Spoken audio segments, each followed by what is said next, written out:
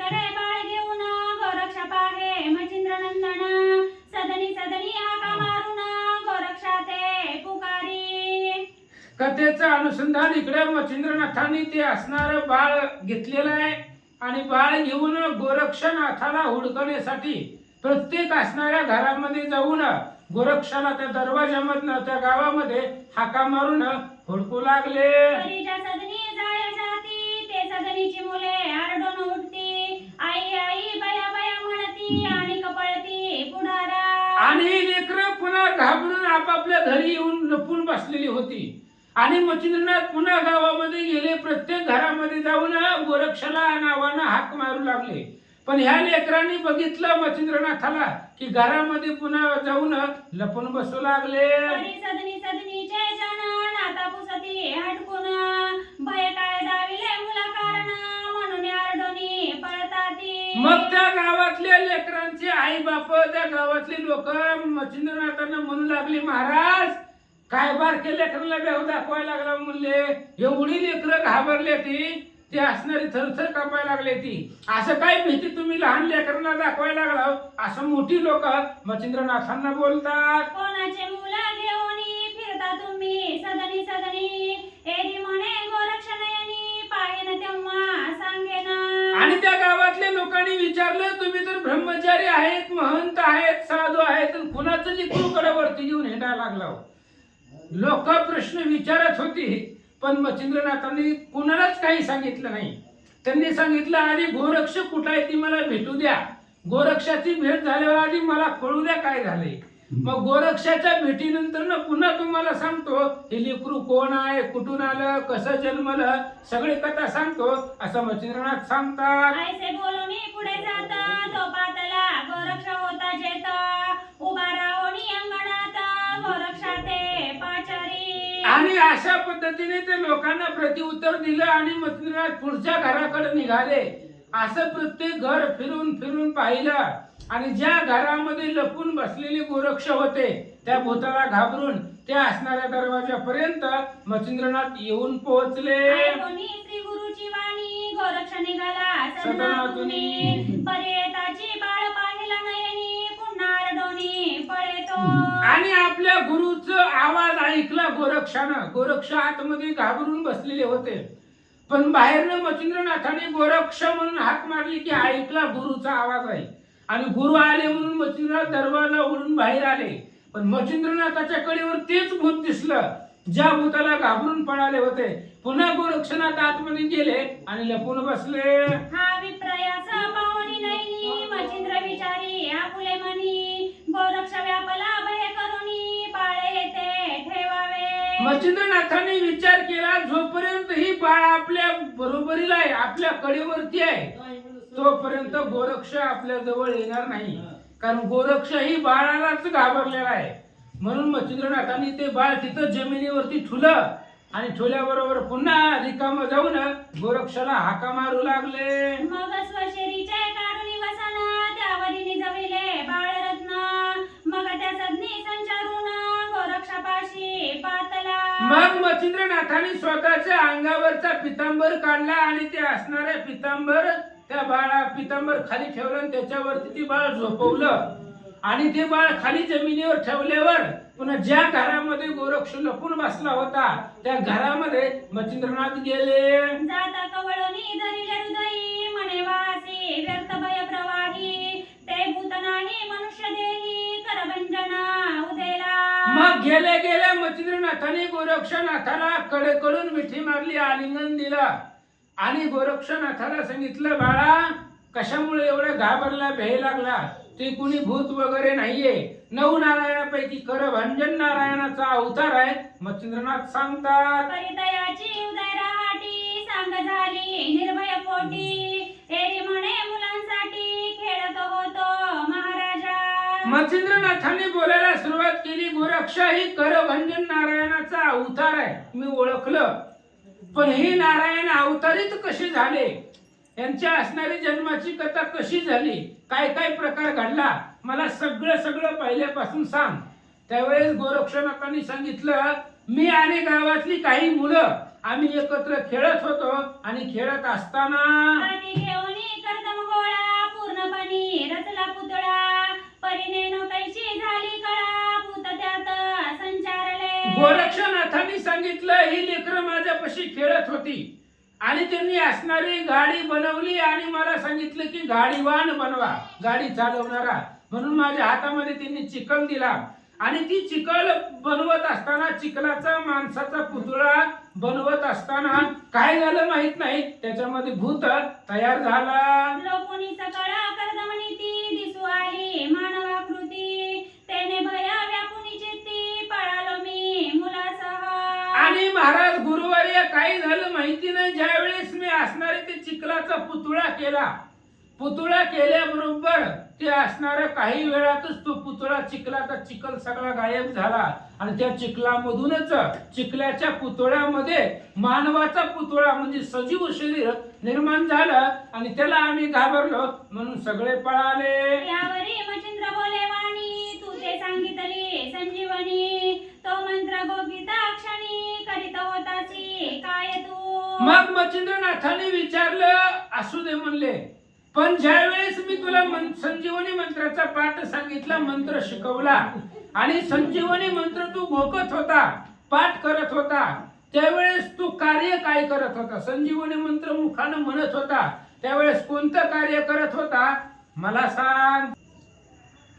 यावरी मच्छिंद्र बोले वाणी तू ते सांगितली संजीवनी तो मंत्र गोपिताक्षणी करीत होतासी काय तू. आणि त्यावेळेस लगी मच्छिंद्रनाथाने विचारलं, गोरक्षा मी तुला संजीवनी मंत्र सांगितला, शिकवला, त्या मंत्राची संहिता तुला दिली, मी मंत्र मी तुला पाठ करायला सांगितला, मग ही संजीवनी मंत्र पाठ करत असताना तू काय करत होता मला सांग. तेरी म्हणे आज्ञा तुमची भंगिली नाही शपथ पायांची खेळत वाणी मंत्राची सांडिली नाही महाराजा. त्यावेळेस लगेच गोरक्षनाथाने सांगितलं, महाराज तुमच्या पायाची शपथ घेऊन सांगतो, तुम्ही जी मला संजीवनी मंत्र पाठ करायला सांगितला होता तुम्ही केला, तुम्ही दिलेली जी काही विद्या आहे त्या विद्येचा अभ्यास मी परिपूर्ण केला, त्या अभ्यासाला चुकलो नाही असं गोरक्षनाथ बोलतात. कर्दम पुतळा करिता ती परिमंत्र सांडिला नाही उक्ती चुकलो नाही शिक्षे हाती ओपू नका गुरुनाथा. महाराज मी जरी हाताने चिखलाचा गोळा बनवत असलो म्हणजे हे लेकरांबरोबर जरी खेळत होतो, त्यांच्या सोबत त्यांची असणारी चिखलाची मातीची मूर्ती त्यांना बनवून देत होतो, तरी सुद्धा मुखामध्ये संजीवनी मंत्राचा पाठ होता आणि तुम्ही सांगितलेलं कार्य ते संजीवनी मंत्र मी पाठ करत होतो आणि पाठ करत असतानाच इकडं चिखलाचा पुतळा बनवायला चालू होता, त्यामुळं मंत्र पाठ झाला. महाराज शिक्षा करू नका. ऐसे ऐकता गोरक्षवाणी मच्छिंद्र तोषाला आपुले म्हणे बारे केली करणी बरी केली करणी उठाता वेगेसी. आणि अशा प्रकारे गोरक्षनाथाचं बोलणं ऐकलं, मच्छिंद्रनाथाच्या लक्षामध्ये आले. मच्छिंद्रनाथांनी सांगितलं, मुख कुरवाळलं, तोंडावरून हात फिरवला, सांगितलं, गोरक्षा अद्भुत अशा प्रकारची करणी तू केलेली आहे.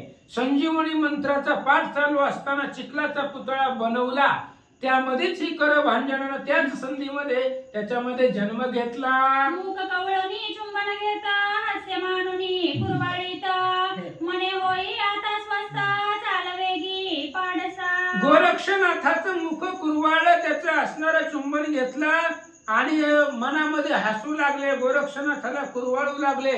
सांगितलं, आता स्वस्थ हो, घाबरू नको, मी सोबतीला आहे, माझ्या सोबत बाहेर चल असं मच्छिंद्रनाथ सांगतात. तेरी म्हणे गुरुनाथा तुम्ही आणले आहे भूता ते मज खायला प्रांजळाता बाहेर नेऊ नकाजी. गोरक्षनाथांनी सांगितलं, मच्छिंद्रनाथांना म्हणले, गुरुवर्या तुम्ही भूताला येऊन हिंडत आहो, तुमच्या सोबत जी असणारं भूत आहे ते आमच्या समोर तयार झाले आणि ती भूतापाशी जर गेलो तर ती भूत मला खाईल, त्यामुळं मला तिकडं त्या भूताकडे घेऊन जाऊ नका.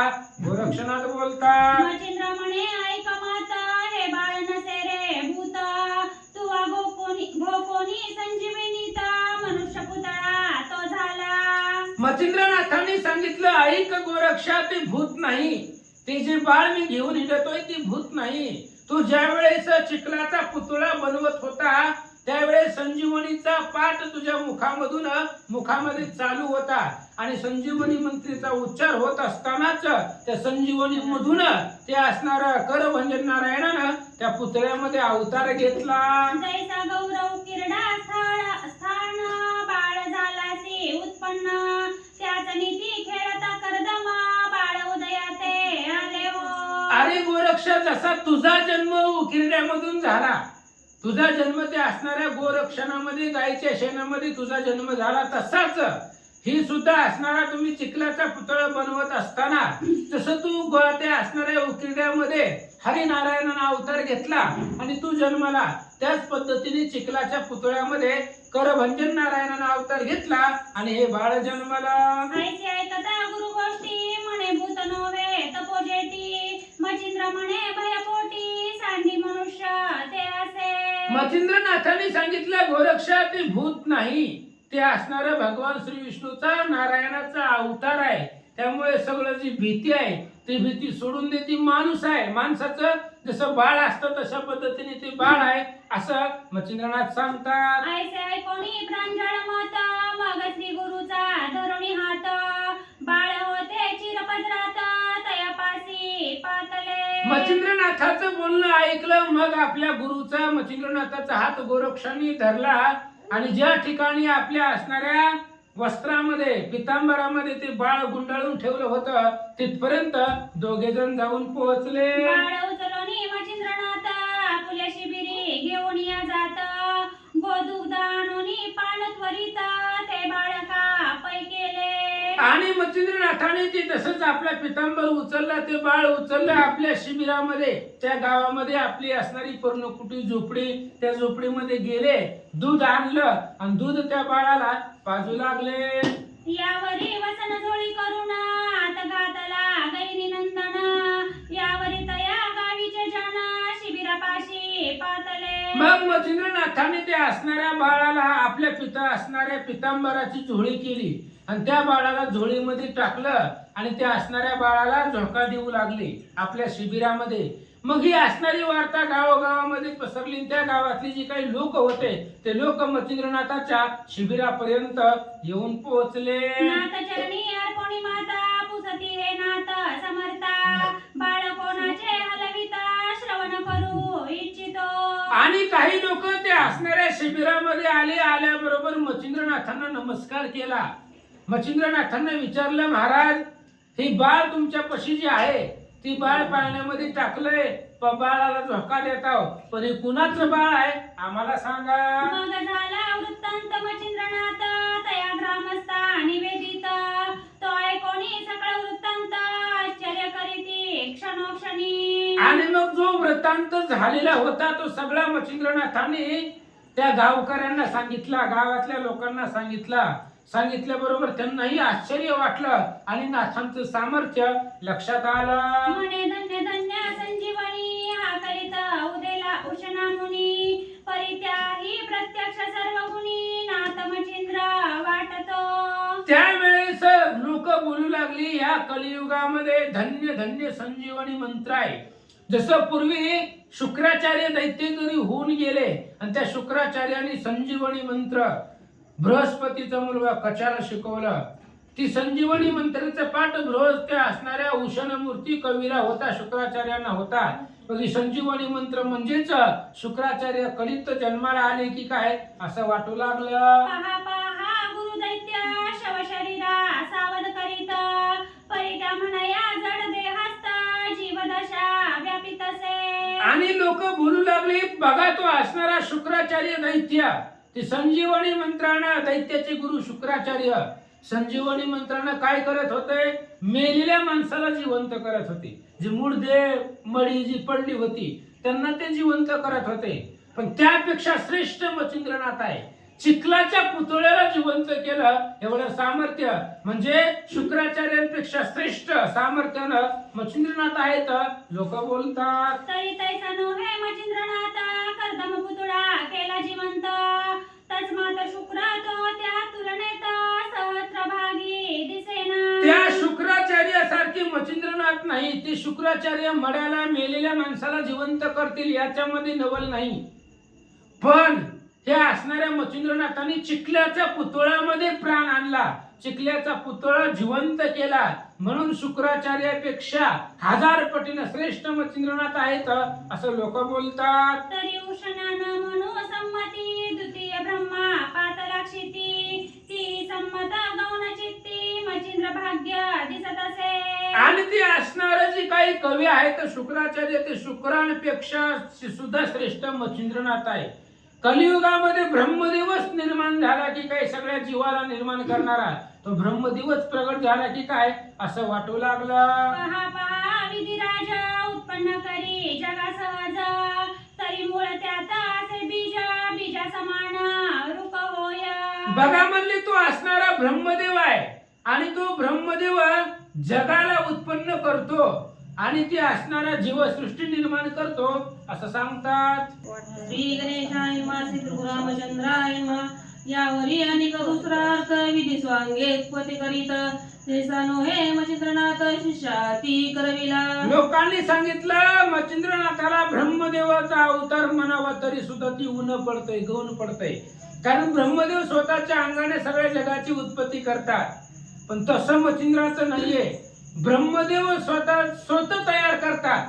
पण मच्छिंद्रनाथांनी शिष्याच्या हातून त्या ठिकाणी असणाऱ्या चिखल्याच्या पुतळ्यामध्ये प्राण आणला.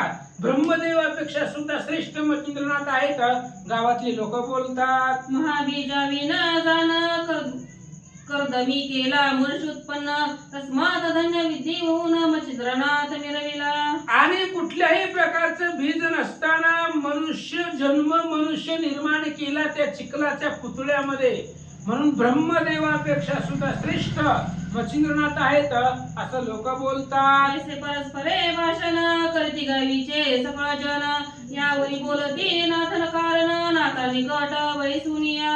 अशा पद्धतीने परस्पर आपापसामध्ये लोक गावाची बोलू लागले आणि मग मच्छिंद्रनाथाच्या जवळ गेले आणि मच्छिंद्रनाथाला चिटकून काही गावातले लोक बसले आणि बसल्याबरोबर काय म्हणतात. म्हणती महाराजा प्रतापधरणी बाळाचे कष्ट करून जाणे जननी ती तो बाळका न दिसे करणी गैबी नंदन गैबी नंदन हासे. त्यावेळेस त्या स्त्रियांनी गावातल्या लोकांनी सांगितलं महाराज लेकरू तर तुमच्यापाशी आहे, तुम्ही त्याला आता दूध पाजलं पाळणा केला त्याला झोका देऊ लागला, पण किती दिवस सांभाळणार आहोत.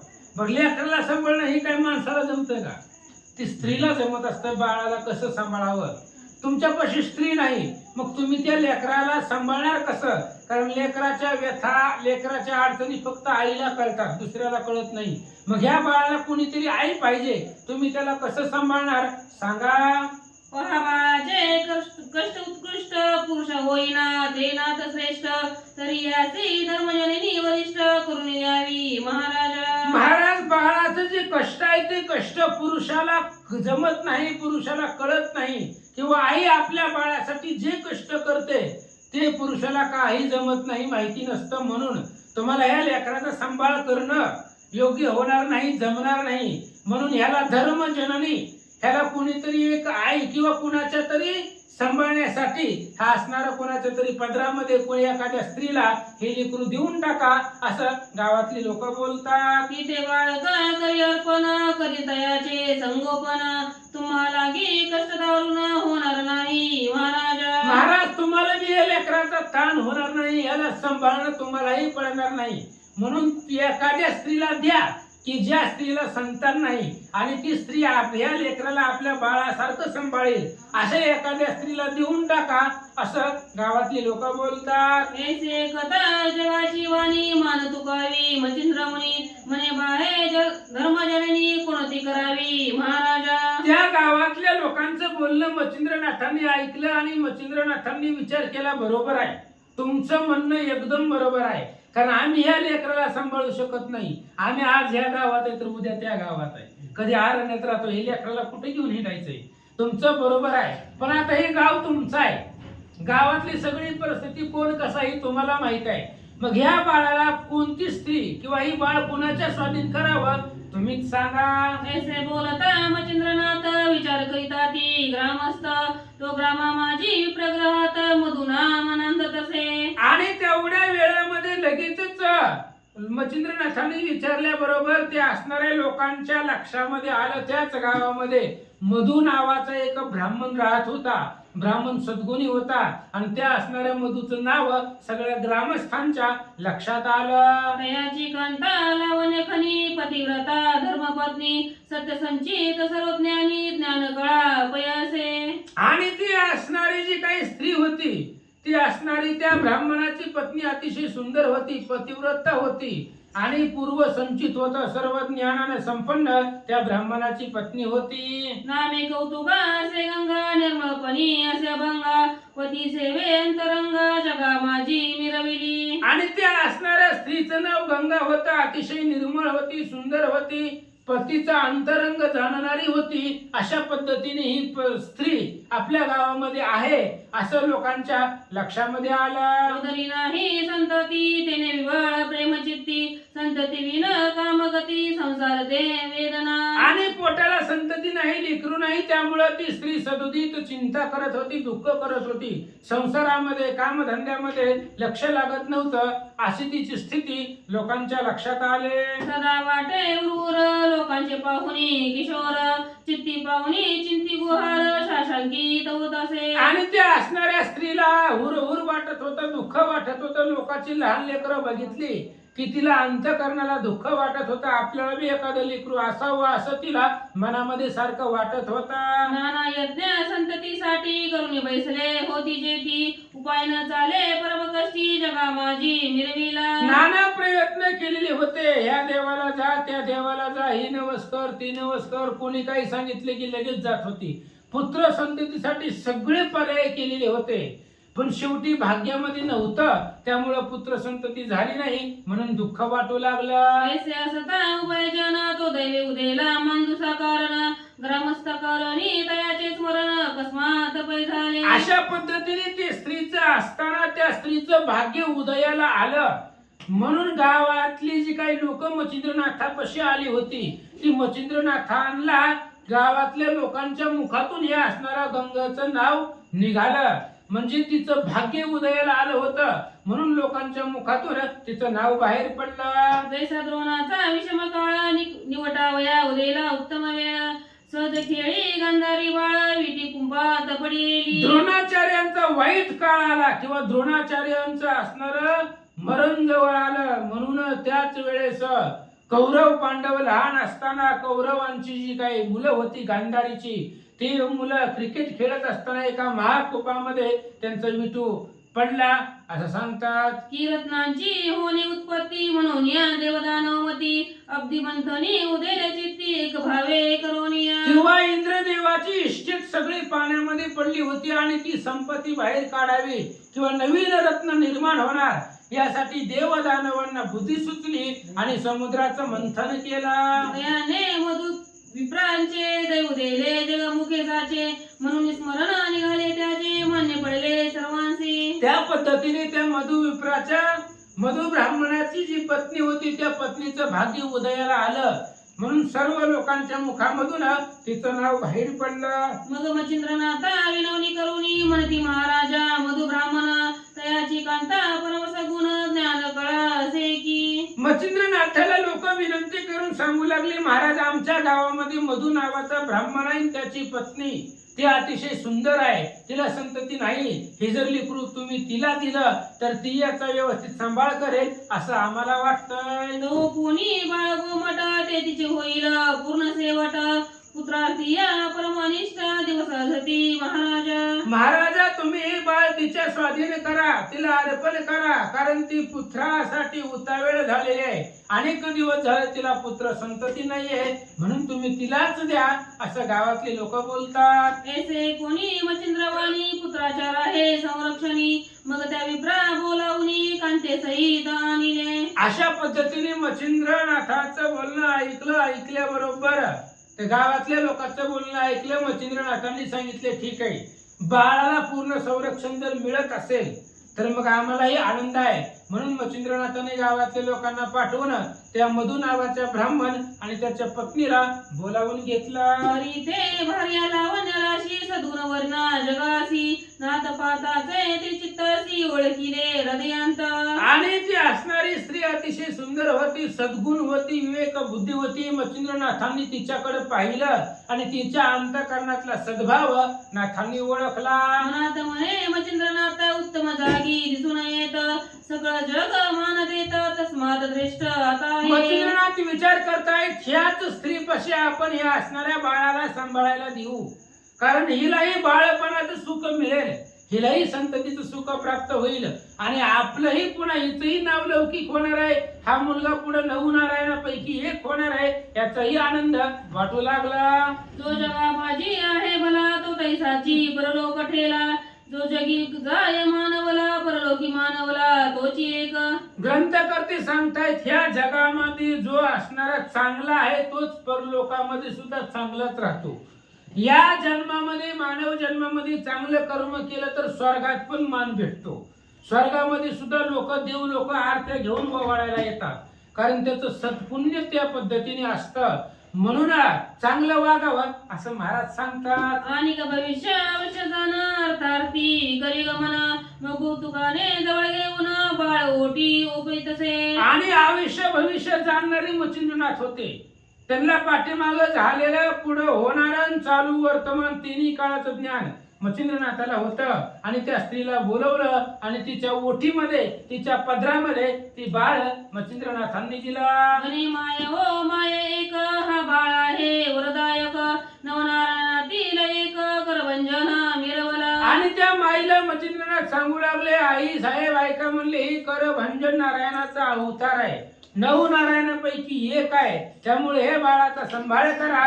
मच्छिंद्रनाथ सांगतात, याचे होता संगोपन फेडी दृष्टीचे पारण जगा माझी स्थूलवट मान पुत्र तुझा मिरवे रहा. ऐका, तुम्ही जर याचं संगोपन केलं, याचं जर तुम्ही असणारं पालन केलं, तर हे असणारा जगामध्ये सर्वश्रेष्ठ तुमचा असणारा मुलगा होणार आहे. ह्या गहिनीनाथापासून पुढे वारकरी संप्रदाय आला.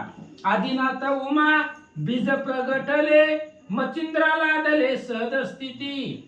तेची प्रेम मुद्रा गोरक्षा दिदली पूर्ण कृपा केली गहिनीनाथा. गहिनी प्रसादे निवृत्ती दातारा ज्ञानदेवा सार चोजविली ही परंपरा वारकरी संप्रदायाची. महादेव पार्वती पासून मच्छिंद्राला ज्ञान प्राप्त झालं, मच्छिंद्रापासून गोरक्षाला मिळालं, गोरक्षानं गहिनीनाथाला दिलं, गहिनीनाथाने निवृत्तीनाथाला दिलं, निवृत्तीनाथाने ज्ञानेश्वरांना दिलं आणि ज्ञानेश्वरापासून हे वारकरी संप्रदाय तिथून पुढे प्रगट झाला. म्हणजे एवढं कार्य हे करणार आहे, म्हणून याचा सांभाळ करा. मनशील हा होईल कैसा तरी कीर्ती ध्वज मित्र जैसा की देवकीचा हरी जैसा वंद्य असे जगदाते. आणि तुला जर वाटेल ही लेकरू पुढे होऊन कसं होणार आहे, तर जगामध्ये सर्वश्रेष्ठ सूर्य असावा तसा तेजस्वी होणार आहे, किंवा यशोदेचा कृष्ण असावा, देवकीचा कृष्ण असावा, कौशल्येचा राम असावा, तशा पद्धतीने हा मुलगा होईल असं सांगतात. माय मी काय सांगू गण या बाळाचे चांगलंपण मूर्तिमंत या सेवेकारण कैलासपती उतरेल गे. माय या लेकराचं गुण मी काय सांगू, या बाळाचं चांगुलपण.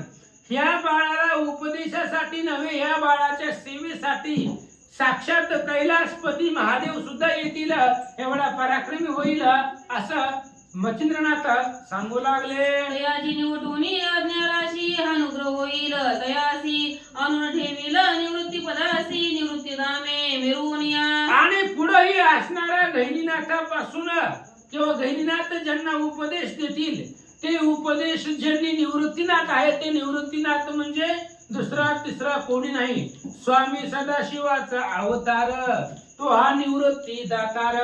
महादेवाचा अवतार म्हणजे निवृत्ती आहे आणि ते निवृत्तीची गुरु ही असणारे गहिनीनाथ होतील असं मच्छिंद्रनाथ सांगतील. मनी हा योगिनी संभवला जगा माझी सहज गे मिरविला परियती गहिनी नामयाला गहिनी ऐसे देईल का. ऐका म्हणले, आयोनी संभव जन्म झालेला आहे आणि आयोनी संभव जन्मल्यामुळं तुम्ही आता घरी जावा, घरी गेल्यानंतर ह्याचा मोठा नाव ठेवायचा कार्यक्रम करा. शेजारी पाजारी बोलवा, पंगत घाला, मोठं असणारं नामकरण बारसं करा असं मच्छिंद्रनाथ सांगू लागले. आणि सगळ्यात शेवटी ह्या लेकराचं नाव गहिनी असं ठेवा, आम्ही नाथ नंतर बनवतो, आधी गहिनी नाव ठेवा असं मच्छिंद्रनाथांनी सांगितलं. यावर याने सांगतो तुझसी आम्ही जातो तीर्थ स्नानासी उपरी फिरूनी 12 वर्षी गोरक्ष बाळ येई लगे. आता आम्ही इथून जाणार आहे, आम्ही काही ह्या गावामध्ये राहणार नाही, आता आम्ही निघून जाणार आहोत. आणि आम्ही निघून गेल्यावर पुन्हा या गावामध्ये 12 वर्षांनी एकटे गोरक्षणात येतील, पुन्हा मी येणार नाही, गोरक्षणात येतील. आणि गोरक्षणात इथं आल्यानंतर पुढं तो या ते अनुग्रह देऊन माय करील सनातन परी तू आता जीत्व लावून संगोपन करियाचे. आई साहेब ऐका, पुन्हा 12 वर्षानंतर गोरक्षणात याच गावामध्ये येतील. आल्याबरोबर या गहिनीनाथाला गोरक्षणात अनुग्रह देतील, म्हणजे गहिनीनाथाचे गुरु गोरक्षणात होतील. तोपर्यंत 12 वर्षापर्यंत ह्या असणाऱ्या बाळाचं संगोपन प्रेमानं करा असं गोरक्षनाथ मच्छिंद्रनाथ सांगू लागले. यावरी बोले कौतुके सती की महाराजा योगमूर्ती बाळ ओपुले माझ्या हाती परिसंशय एक असे. यानंतर ती स्त्री बोलू लागली, महाराज तुम्ही बाळ देताय, बाळ स्वीकारायला मला पण काही अडचण नाही, पण एक संशय निर्माण झालाय. कारण तुम्ही आताच सांगितलं 12 वर्षाने येणार, गोरक्ष ह्याला उपदेश देणार, 12 वर्ष मला काय सांभाळायला तुम्ही देताव का? अशा प्रकारे ती स्त्री बोलू लागले. तुम्ही 12 वर्षाहून आला परतून बाळने आले की मज पासून मग मी कैसे जननी पण जगा माझी मिरवावे. महाराज तुम्ही 12 वर्षानंतर ना माघारी येताल आणि माझ्या ह्या बाळाला मी सांभाळे, ह्याला 12 वर्ष ह्या बाळाला तुम्ही घेऊन जाचाल. मग मी विनाकारण ह्याला व्यर्थ सांभाळलं, मला जननीपणा भेटणार नाही. उगा 12 वर्षापर्यंत सांभाळलं एवढ्या पुरतं मर्यादित नाही, आयुष्यभरापर्यंत ही लेकरू माझ्या पशीच राहील असं काहीतरी करा. मग केल्या कष्टाचे आचरण मज मिरवेल की भाडियात पण तरी प्रांजळपणी आताची वचन मज प्रती सांगावे. महाराज जे काही आहे ते आता क्लिअर करून जावा. ह्या बाळाला तुम्ही आयुष्यभर माझ्या पशी ठेवणार आहो का 12 वर्षानंतर घेऊन जाणार आहोत? 12 वर्षानंतर जर घेऊन गेला तर भाड्याने सांभाळल्यासारखं होणार आहे. 12 वर्षापर्यंत ठेवायला दिलं तिथपर्यंत सांभाळून पुन्हा 12 वर्षाला तुम्ही घेऊन गेला याला काही अर्थ नाहीये. म्हणून काय तुम्ही नेहणार आहोत का ठेवणार आहोत सांगा. महापाजी आशाबद्ध सकळ जगसे प्रसिद्ध तरी इच्छा प्रांजळ शुद्ध बुद्ध एक भागी लावाजी. बघा महाराज ही जन आशाबद्ध आहे. 12 वर्ष लेकरू माझ्यापाशी तुम्ही ठेवणार. 12 वर्षामध्ये या लेकरावरती आमचा किती जीव बसल, आमचा सगळ्यांचा घरच्यांचा. आणि 12 वर्षांना आम्ही तुम्ही याला आमच्यापासून घेऊन जाणार. मग पुन्हा 12 वर्षांना जर तुम्ही घेऊन गेला तर या लेकराचा विरह त्याच्याबद्दलचं प्रेम आमचं कमी होणार नाही. 12 वर्ष ह्या लेकराला जीव लावण्यापेक्षा आताच काय करायचं ते सांगा. जर न्यायचं असेल तर आताच घेऊन जावा असं ती स्त्री बोलू लागले.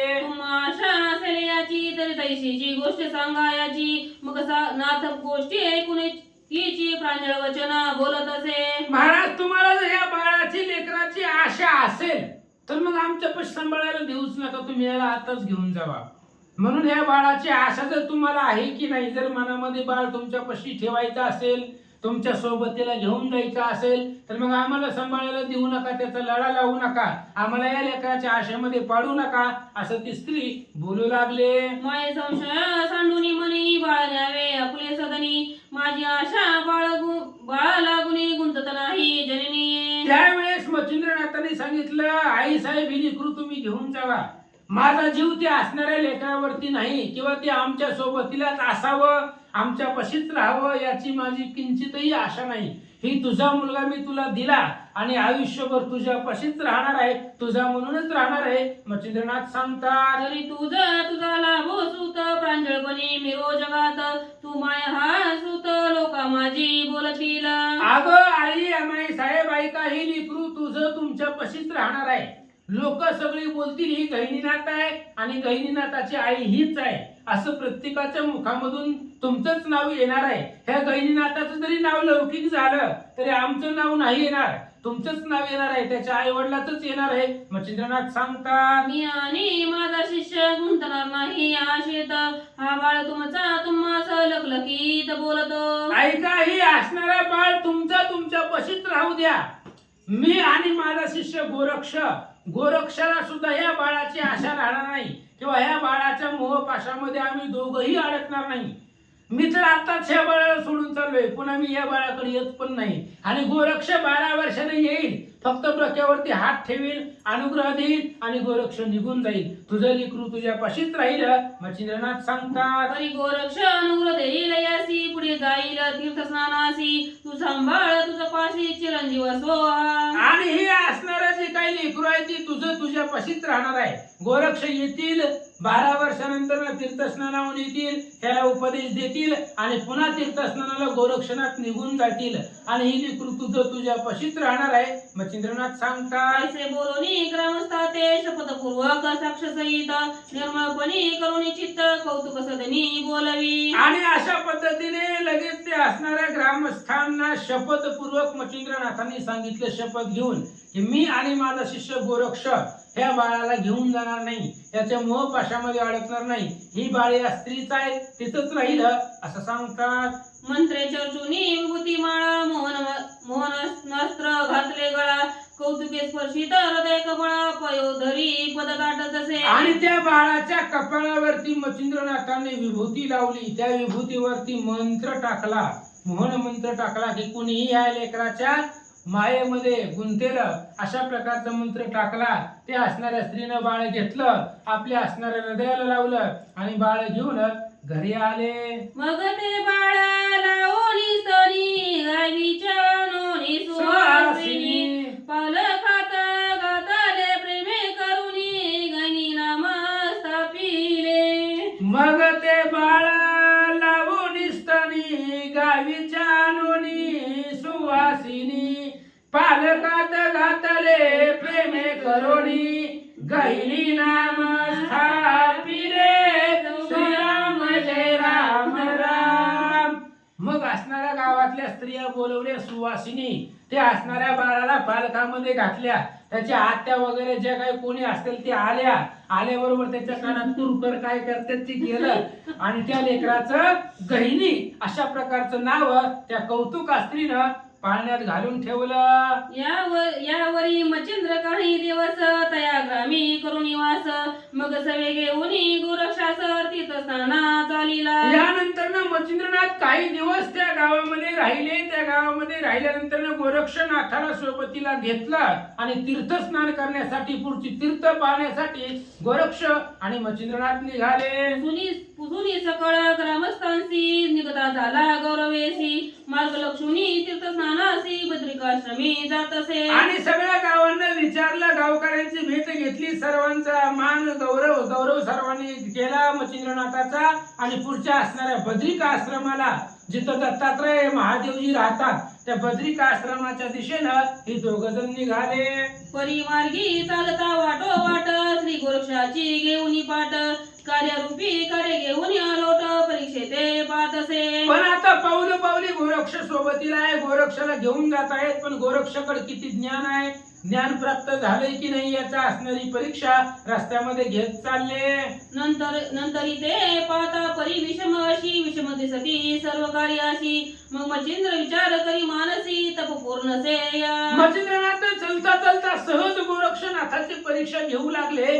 पण गोरक्षनाथ त्या परीक्षेमध्ये पास होईनात.